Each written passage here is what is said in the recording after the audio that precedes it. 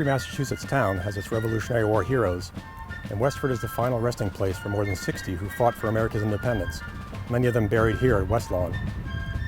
It's the responsibility of each community to remember and keep the stories of these hometown heroes from being forgotten. One man who played a significant role during the war, but who has eluded most accounts, is Colonel John Robinson, Westford's highest-ranking officer of the Revolutionary War. John Robinson was born in Topsfield in 1735, the son of Jacob and Mary Gould Robinson. He honorably distinguished himself throughout his life. Described as a tall man of great energy, he served as an officer during the French and Indian War for over 8 months in 1760, when he was 25. 3 years later, he and his father purchased over 100 acres and a house in Westford. The following year, in 1764, he married 22-year-old Huldah Purley of Boxford, a niece of General Israel Putnam, with whom he had 5 children.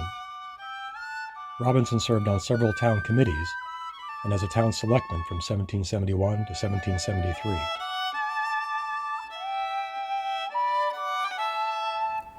In 1774, the tensions that had been rising between the government of King George III and the colonists had come to a head. Colonial resistance to the tax policies of the 1760s led to the military occupation of Boston. The Boston Massacre occurred in 1770, and following the Boston Tea Party in 1773, the port of Boston was closed. In late 1774, Robinson was appointed lieutenant colonel in a newly formed Northern Middlesex Regiment of Minutemen, commanded by Colonel William Prescott of Pepperell. Being of significant rank, Lieutenant Colonel Robinson was one of the first men in Westford to be alerted by the network of alarm riders, made famous by Paul Revere and William Dawes, that the British regulars were marching to Concord to seize stores of military supplies. Lieutenant Colonel Robinson immediately set off on a 10-mile horseback ride towards Concord and Lexington. The rest of the Westford militia and Minutemen followed on foot. It was April 19, 1775.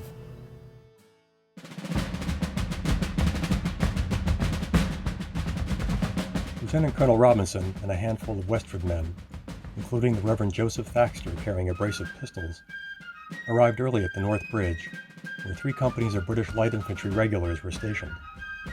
Concerned for the safety of the town, Concord's Colonel Barrett ordered the fateful march on the bridge. 43-year-old Major John Buttrick offered Lieutenant Colonel Robinson, who was younger but of superior rank, command of the march. As the men of his regiment had not yet arrived, Lieutenant Colonel Robinson declined, deferring to the Major in his hometown of Concord. Instead, Lieutenant Colonel Robinson marched at the head of the column beside Major Buttrick. About 10 companies of minute militiamen numbering roughly 400 confronted about 90 British regulars at this bridge. As the column approached the bridge, the regulars fired. Major Buttrick immediately ordered the provincial troops to return fire, killing 3 regulars. Lieutenant Colonel Robinson himself came close to being killed when a musket ball passed under his arm and wounded Fifer Luther Blanchard of Acton, before hitting Concord Minuteman Jonas Brown. 30-year-old Captain Isaac Davis, also of Acton, was leading the column beside Lieutenant Colonel Robinson and Major Buttrick when he was hit in the chest and killed. Early that same morning, the skirmish on Lexington Green left 8 militiamen dead, but it was here at the North Bridge that the colonists returned fire under orders and inflicted the first British casualties. The Revolutionary War had begun.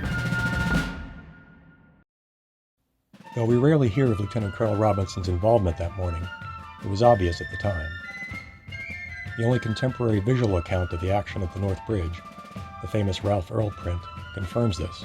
Based on interviews collected by Connecticut militiaman Amos Doolittle within a month of the event, the print's caption reads, "The Provincials headed by Colonel Robinson and Major Buttrick at the bridge."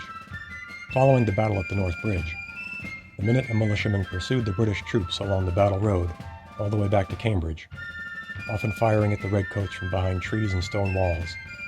The unconventional style of fighting that left the regulars at a disadvantage.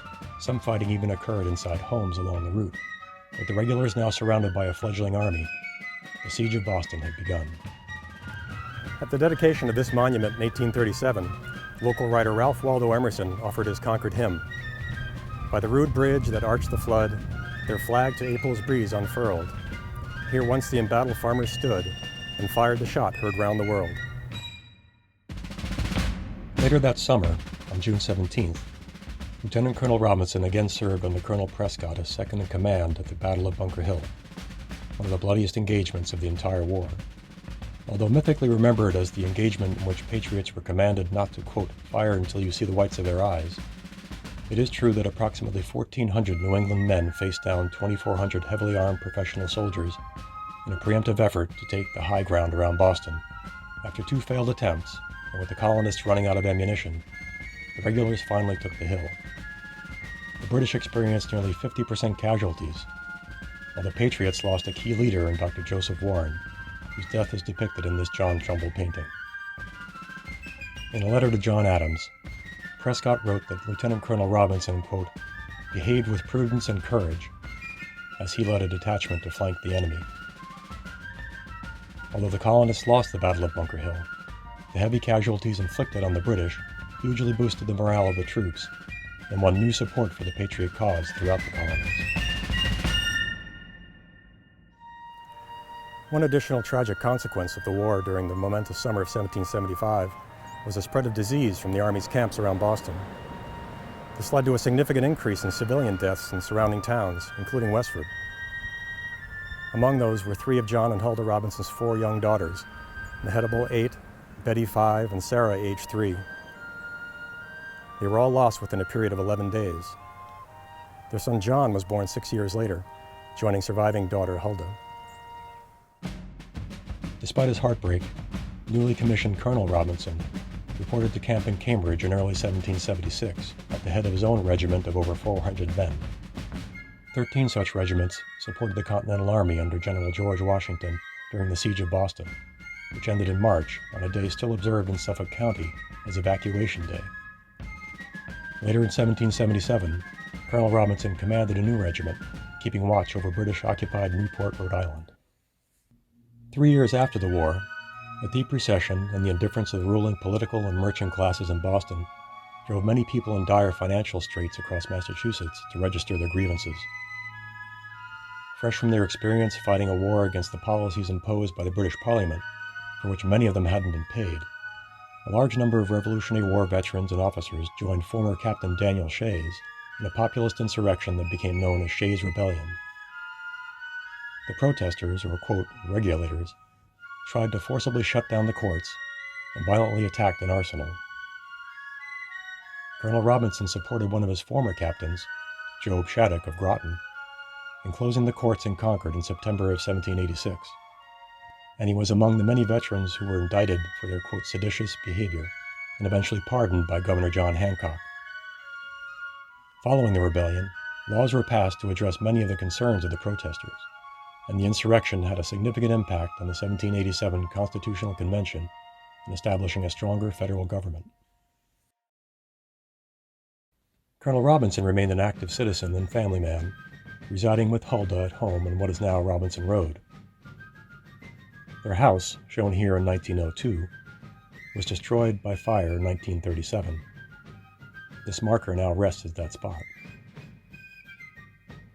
On the same road, the town also built and named the elementary school in his honor. The Westford Museum holds a few items that once belonged to Colonel Robinson and his family. In 2019, a stretch of Concord Road near his former home was designated the Colonel John Robinson Memorial Highway. Since 1974, the Westford Minutemen have honored the memory and service of Colonel Robinson and all who served on April 19th, with an annual Patriots' Day march from Westford to the North Bridge, along what is now called the Colonel John Robinson Trail. Colonel John Robinson died in Westford on June 14, 1805, at the age of 70.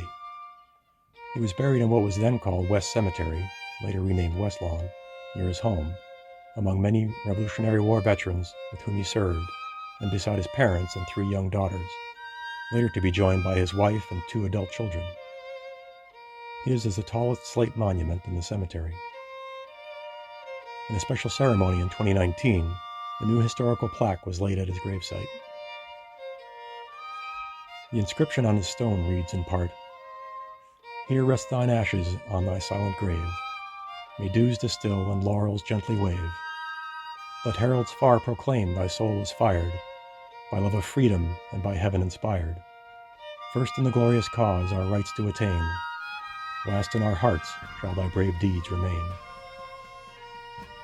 Almost 20 years after Colonel Robinson's death in 1824, the Reverend Joseph Thaxter, one of the first Army chaplains of the war and a witness to the events at the North Bridge in 1775, said of Colonel Robinson, "A braver and more upright man I never knew." And then he added, "Such men ought not to be forgotten by those who write the history of the commencement and prosecution of our glorious revolution."